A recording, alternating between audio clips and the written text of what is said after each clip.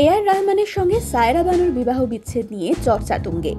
অন্যদিকে এই অস্কারজয়ী সুরকারের বিবাহ বিচ্ছেদের ঘোষণা হওয়ার কয়েক ঘন্টার মধ্যে বিবাহ বিচ্ছেদের ঘোষণা করেন রহমানের দলের গিটারিস্ট মোহিনীও। তারপর থেকে শুরু হয় রহমানের সঙ্গে মোহিনীর প্রেম চর্চা নিয়ে গুঞ্জন। রহমানের সঙ্গে মোহিনীর নাম জড়িয়ে নানা ধরনের তথ্য ঘুরতে শুরু করে নেটপাড়ায়।